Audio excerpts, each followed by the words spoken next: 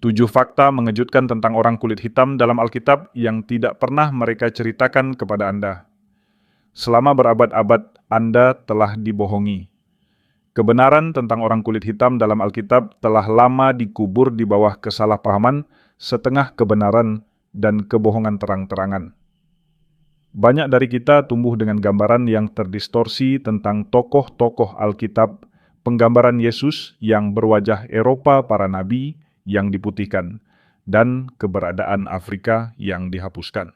Tetapi bagaimana jika saya mengatakan kepada Anda bahwa orang kulit hitam telah menjadi bagian penting dari rencana Tuhan sejak awal mula? Bagaimana jika saya mengatakan bahwa Afrika dan penduduknya memainkan beberapa peran terpenting dalam Alkitab? Bahwa beberapa tokoh paling berpengaruh para pemimpin nabi, bahkan raja memiliki akar Afrika. Ini bukan tentang supremasi ras. Ini tentang kebenaran Alkitab. Terlalu sering sejarah diceritakan dari sudut pandang mereka yang berkuasa. Tetapi firman Tuhan tidak pernah berdusta. Ketika kita sungguh-sungguh menyelami kitab suci, kita menemukan sebuah sejarah yang telah diabaikan, dilupakan, atau sengaja disalahartikan. Apakah Anda siap untuk mengetahui kebenarannya? Mari kita uraikan 7 fakta kuat tentang orang kulit hitam dalam Alkitab, fakta-fakta yang akan menantang apa yang selama ini Anda yakini. Dan yang terpenting menunjukkan bahwa rencana Tuhan selalu mencakup Anda. Namun, sebelum kita mulai izinkan, saya mengatakan ini bukan tentang perpecahan, melainkan tentang pewahyuan. Tubuh Kristus terdiri dari setiap bangsa, suku, dan bahasa. Dan mengetahui sejarah kita tidak memecah belah, melainkan mempersatukan. Jadi ambillah Alkitab Anda, bukalah hati Anda. Dan mari kita masuk ke dalam kebenaran Alkitab. Fakta pertama, manusia pertama kemungkinan besar berkulit hitam. Jika Anda pernah melihat gambar Adam dan Hawa dalam Alkitab, anak-anak, atau lukisan di gereja tua, kemungkinan besar Anda melihat 2 orang berkulit pucat berdiri di sebuah taman. Tetapi mari kita berhenti sejenak dan bertanya, apakah itu benar-benar sesuai dengan Alkitab? Mari kita kembali ke awal. Kejadian 2:7. Ketika itulah Tuhan Allah membentuk manusia itu dari debu tanah dan menghembuskan napas hidup ke dalam hidungnya. Demikianlah manusia itu menjadi makhluk hidup. Sekarang, pikirkanlah apa warna debu tanah itu. Jika Anda pernah berjalan di wilayah Afrika atau Timur Tengah, Anda akan memperhatikan sesuatu yang penting, tanahnya berwarna gelap kaya dan penuh kehidupan. Tuhan bisa saja menciptakan Adam dari apapun, tetapi Ia secara khusus memilih debu tanah-tanah yang tidak pucat, melainkan coklat kemerahan dan gelap warnanya. Ilmu pengetahuan juga mendukung hal ini. Studi genetika menelusuri asal-usul manusia modern ke Afrika. Bahkan, sejarawan sekuler mengakui bahwa peradaban bermula di sana. Semakin dalam, kita menggali semakin banyak bukti yang menunjukkan bahwa manusia pertama adalah orang-orang dengan melanin yang tinggi. Alkitab tidak berhenti di situ. Salah satu negeri pertama yang disebutkan dalam Kejadian 2 adalah Kush yang merupakan nama Alkitab untuk Ethiopia. Sungai-sungai yang mengalir dari Eden terhubung dengan wilayah-wilayah yang saat ini merupakan bagian dari Afrika dan Timur Tengah. Jadi mengapa hal ini penting? Karena terlalu lama banyak orang diajarkan gambaran tentang tokoh-tokoh Alkitab yang tidak sesuai dengan sejarah maupun kitab suci. Mengetahui bahwa manusia pertama kemungkinan besar berkulit gelap mengingatkan kita bahwa semua orang tanpa memandang warna kulit diciptakan menurut gambar Allah. Kebenaran ini bukan tentang perpecahan, melainkan tentang mematahkan narasi palsu dan menerima kenyataan bahwa orang kulit hitam telah menjadi bagian dari rencana Tuhan sejak awal mula. Fakta kedua, Afrika memainkan peran sentral dalam Alkitab. Jika Anda bertanya kepada kebanyakan orang di mana Alkitab berlangsung, mereka akan menjawab Israel. Mungkin mereka akan menyebut Babilonia atau Roma. Tetapi Afrika itu adalah bagian dari kisah yang sering terlewatkan. Padahal Alkitab penuh dengan rujukan tentang Afrika. Mari kita mulai dengan anak-anak Nuh, Sem, Ham, dan Yafet dalam Kejadian 10. Ketiga orang ini memenuhi kembali bumi setelah air bah dan keturunan Ham menetap di Afrika. Anak-anaknya adalah Kush, Ethiopia, Misraim, Mesir, Put, Libya, dan Kanaan. Apakah Anda melihatnya Kush, Misraim, dan Put semuanya adalah bangsa-bangsa Afrika? Ketika kita melihat peristiwa-peristiwa besar dalam Alkitab, Afrika selalu hadir. Abraham pernah tinggal di Mesir. Yusuf, seorang Ibrani, menjadi penguasa di Mesir dan menyelamatkan keluarganya dari kelaparan. Musa dibesarkan di istana Firaun. Bangsa Israel dibebaskan dari perbudakan di Mesir. Bahkan, keluarga Yesus melarikan diri ke Mesir untuk menghindari Herodes. Afrika bukan sekadar catatan sampingan, melainkan lokasi kunci di mana Tuhan bekerja dengan cara-cara yang sangat berkuasa. Namun, di suatu titik kebenaran ini dikubur. Banyak orang mulai mengaitkan sejarah Alkitab hanya dengan Eropa atau Timur Tengah, sepenuhnya melupakan bahwa Afrika adalah fondasi bagi banyak kisah Alkitab. Fakta ketiga, banyak tokoh penting dalam Alkitab adalah orang kulit hitam. Jika Anda meminta orang kebanyakan untuk menggambarkan orang-orang dalam Alkitab, sebagian besar akan membayangkan individu berkulit pucat dengan jubah panjang. Namun, gambaran itu tidak sesuai dengan kenyataan kitab suci. Beberapa tokoh paling berpengaruh dalam Alkitab adalah orang kulit hitam atau memiliki garis keturunan Afrika. Mari kita lihat beberapa di antaranya. Nimrod, pemburu perkasa di hadapan Tuhan. Dalam Kejadian 10:8-12, kita bertemu dengan Nimrod, salah satu penguasa besar pertama dalam sejarah. Alkitab menyebutnya sebagai seorang pemburu yang perkasa di hadapan Tuhan, dan ia mendirikan beberapa peradaban paling awal termasuk Babel dan Niniwe. Namun, yang jarang disadari banyak orang adalah bahwa Nimrod adalah cucu Ham yang keturunannya menetap di Afrika. Ini berarti Nimrod memiliki asal-usul Afrika. Warisan Nimrod membuktikan bahwa orang kulit hitam telah hadir sejak awal sejarah dunia, memimpin bangsa-bangsa dan membangun peradaban meskipun latar belakang Afrikanya jarang dibahas. Istri Musa yang berasal dari Ethiopia. Salah satu contoh paling jelas tentang isu ras dalam Alkitab ditemukan dalam Bilangan 12:1. Keluarga Musa sendiri mengkritiknya karena ia menikahi seorang perempuan Ethiopia.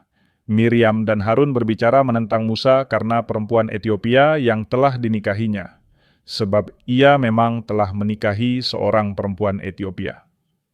Sebagai tanggapan Tuhan menegur Miriam dan Harun, dan sebagai hukuman Tuhan, menimpakan kusta kepada Miriam, sehingga kulitnya menjadi putih seperti salju, sebagaimana tertulis dalam Bilangan 12:20. Ini adalah momen yang sangat kuat. Tuhan sendiri berdiri menentang diskriminasi dan menegaskan bahwa menghakimi seseorang berdasarkan ras atau asal-usul etnis sepenuhnya bertentangan dengan kehendaknya. Ratu Sheba. Salah satu perempuan kulit hitam paling terkenal dalam Alkitab adalah Ratu Sheba yang melakukan perjalanan untuk menemui Raja Salomo, seperti dicatat dalam 1 Raja-Raja 10 Butita Terablah.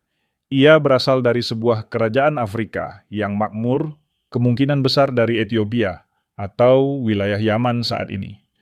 Ia dikenal sebagai sosok yang cerdas dan penuh hikmat. Ketika bertemu Salomo, ia mengajukan pertanyaan-pertanyaan sulit dan pergi dengan kekaguman atas hikmat Salomo.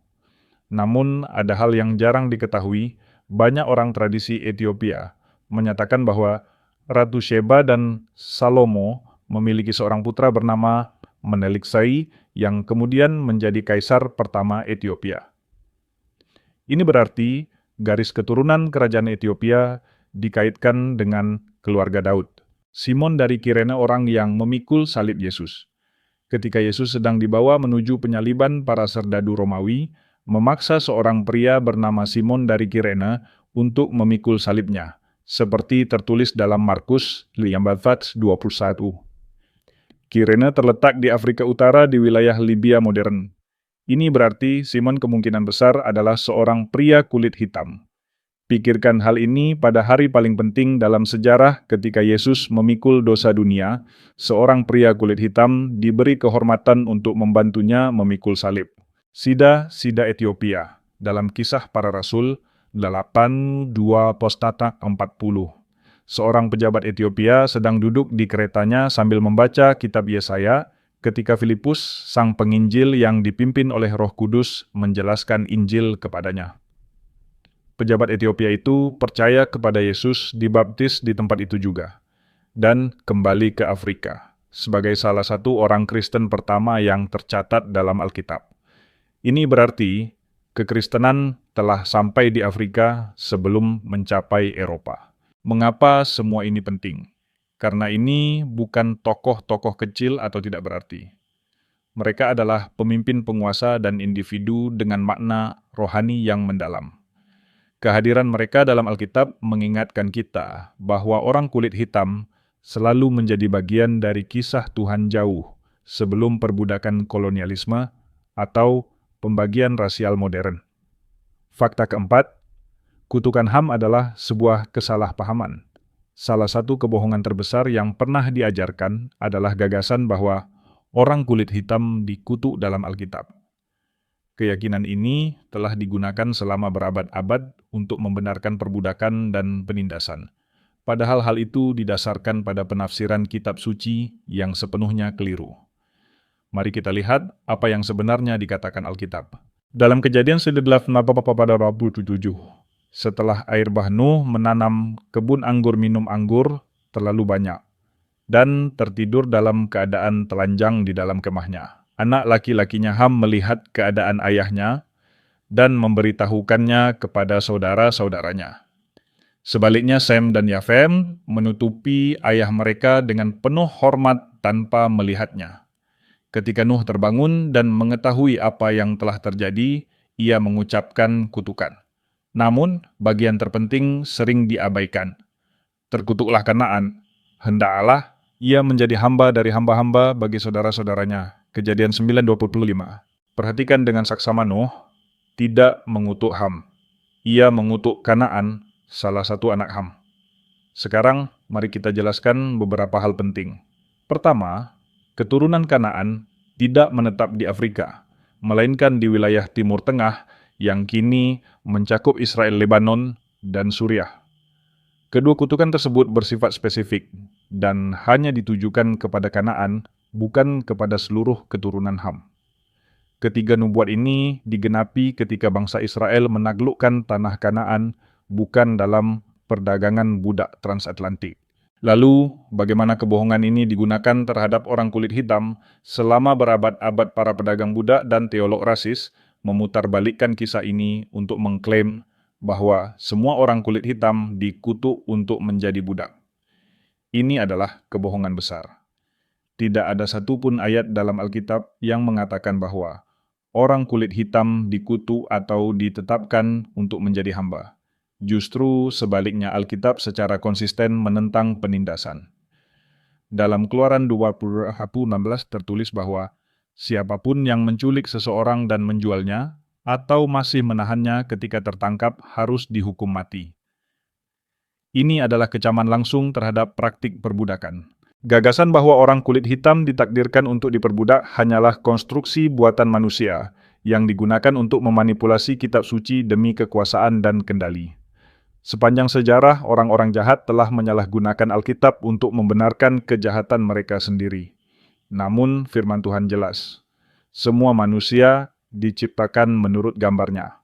Dalam Kisah Para Rasul 17:26 dikatakan bahwa, dari satu orang saja, Allah menjadikan semua bangsa untuk mendiami seluruh bumi. Tidak ada ras yang lebih rendah di mata Tuhan. Kebohongan tentang kutukan Ham adalah contoh lain bagaimana manusia memutarbalikkan kitab suci demi kepentingan mereka sendiri. Mengapa hal ini penting? Karena ketika kita melepaskan diri dari ajaran palsu, kita merebut kembali kebenaran. Orang kulit hitam tidak dikutuk. Kita dipilih, dipanggil, dan diciptakan menurut gambar Allah sama seperti semua orang lainnya. Fakta kelima. Alkitab menubuatkan penderitaan orang kulit hitam.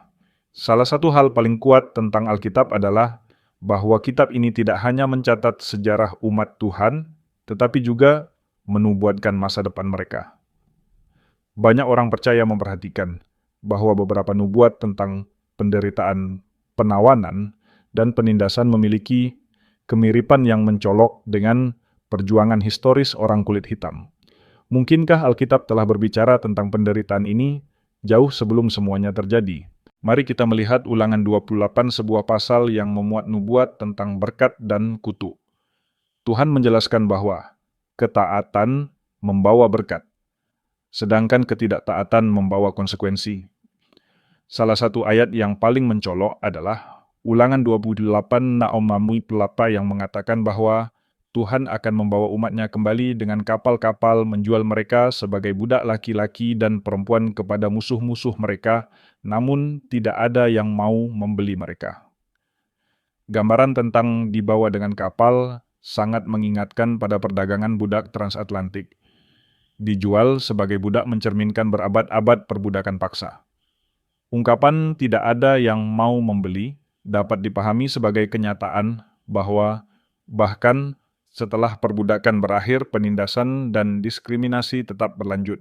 Banyak ahli memperdebatkan apakah ayat-ayat ini secara langsung merujuk pada perdagangan budak transatlantik.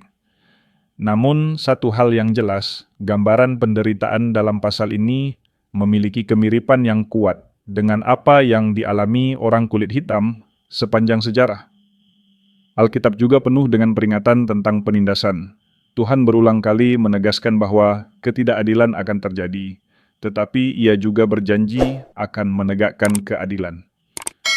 Dalam Mazmur 103:6 dikatakan bahwa Tuhan melakukan kebenaran dan keadilan bagi semua orang yang tertindas. Dalam Amsal 22:16 tertulis bahwa siapa menindas orang lemah untuk memperkaya diri sendiri, hanya akan mendatangkan kemiskinan bagi dirinya. Dalam Yesaya 17, kita diperintahkan untuk belajar berbuat baik, mencari keadilan, dan membela orang-orang yang tertindas. Ayat-ayat ini menunjukkan dengan jelas bahwa Tuhan tidak pernah berpihak pada penindasan. Tidak peduli seberapa besar ketidakadilan yang dialami orang kulit hitam, sepanjang sejarah Alkitab menegaskan bahwa Tuhan melihat, mendengar, dan akan bertindak pada waktunya yang sempurna.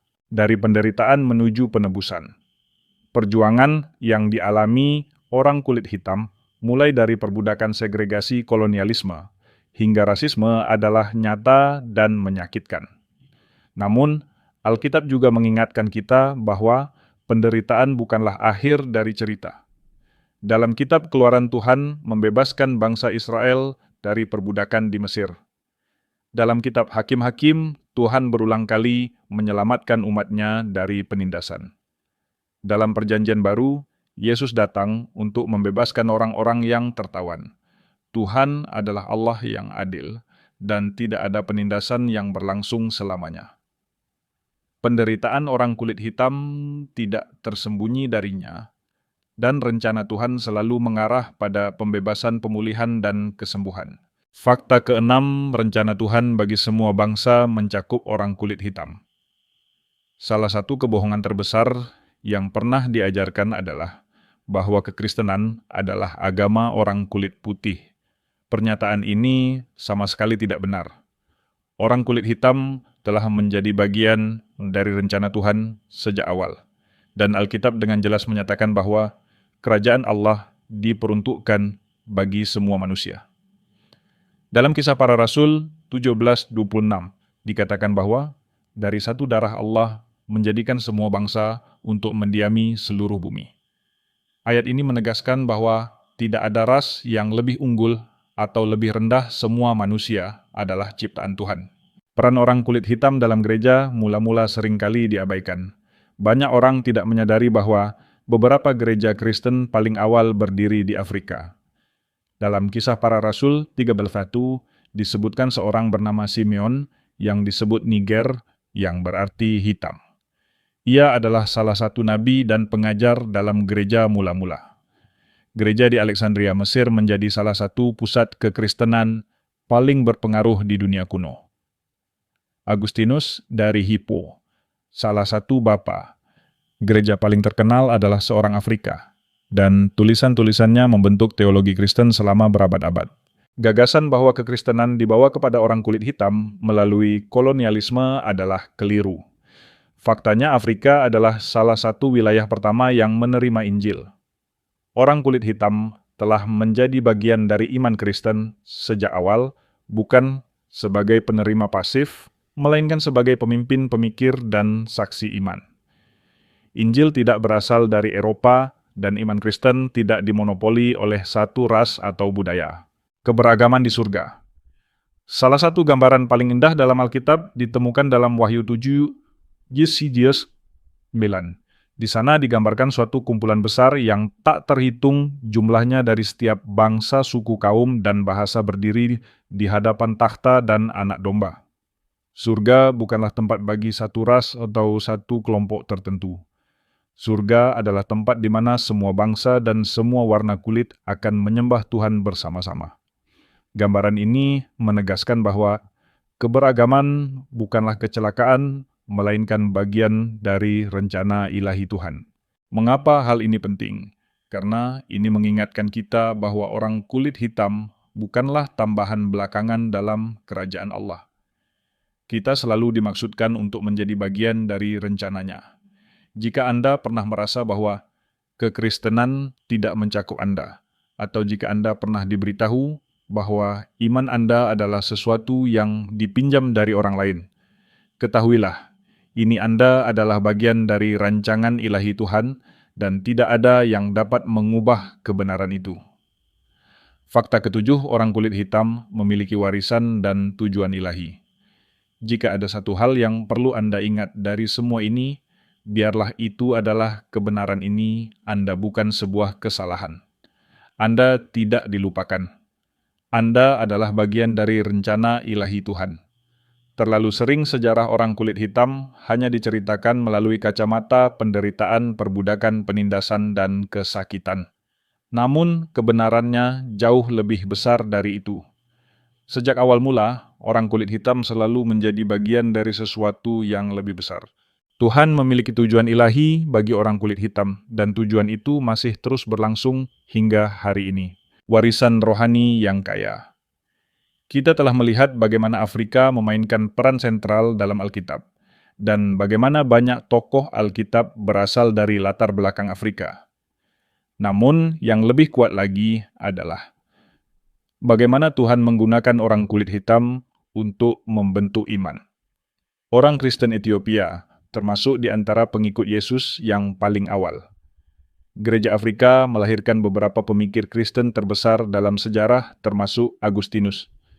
Sepanjang sejarah, orang-orang percaya kulit hitam tetap teguh dalam iman mereka, bahkan di tengah penganiayaan, ketidakadilan, dan penderitaan yang luar biasa. Kekristenan bukan hanya bagian dari sejarah orang kulit hitam, tetapi sejarah orang kulit hitam juga merupakan bagian dari kekristenan itu sendiri. Panggilan Tuhan bagi orang kulit hitam saat ini. Sejarah tidak berhenti pada masa Alkitab. Tuhan masih bekerja hingga sekarang. Ia terus memakai orang kulit hitam untuk melakukan hal-hal besar bagi kerajaannya. Misionaris kulit hitam memberitakan Injil ke berbagai penjuru dunia. Pendeta dan pemimpin kulit hitam membangun, membimbing, dan mengubah komunitas mereka. Orang-orang percaya, kulit hitam berdoa menyembah dan berdiri teguh dalam iman, sama seperti orang-orang percaya yang kita baca dalam kitab suci. Apapun yang dikatakan dunia, warisan Anda adalah warisan kekuatan iman dan tujuan. Anda adalah orang yang dipilih. Dunia mungkin mencoba mendefinisikan Anda berdasarkan ras, kebangsaan, atau sejarah, tetapi Tuhan mendefinisikan Anda berdasarkan panggilannya. Dalam 1 Petrus 2:9 tertulis bahwa Anda adalah bangsa yang terpilih imamat, yang rajani bangsa yang kudus, umat kepunyaan Allah sendiri, supaya Anda memberitakan perbuatan-perbuatan besar dari Dia, yang telah memanggil Anda keluar dari kegelapan kepada terangnya yang ajaib. Ini berarti Anda tidak dilupakan, Anda tidak dikutuk, dan Anda tidak lebih rendah dari siapapun. Anda dipilih. Apapun perjuangan yang telah Anda hadapi, apapun yang dikatakan sejarah, rencana Tuhan bagi Anda jauh lebih besar. Kesimpulan, hiduplah dalam identitas ilahi Anda. Terlalu lama, kebenaran tentang orang kulit hitam dalam Alkitab diabaikan, tetapi kini kebenaran itu telah dinyatakan dengan jelas. Rencana Tuhan selalu mencakup Anda. Ini bukan hanya tentang sejarah, melainkan tentang identitas. Ketika Anda memahami siapa diri Anda di mata Tuhan, tidak ada kebohongan, penindasan, atau ajaran palsu yang dapat menggoyahkan Anda. Kan, Anda bukanlah sebuah tambahan belakangan. Anda tidak dilupakan. Anda dipanggil, dipilih, dan diciptakan dengan tujuan. Tuhan tidak pernah membuat kesalahan. Segala sesuatu yang Ia lakukan memiliki maksud. Penderitaan masa lalu tidak mendefinisikan Anda.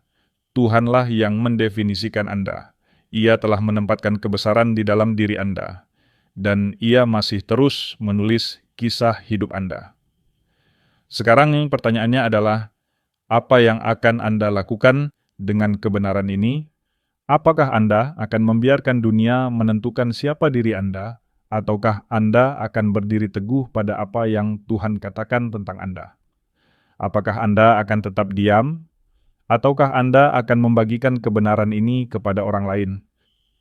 Inilah waktunya untuk melangkah dalam identitas ilahi. Anda berjalan dengan berani berbicara dengan kebenaran dan hidup dengan tujuan. Karena rencana Tuhan bagi Anda jauh lebih besar daripada apapun yang dapat dibayangkan oleh dunia.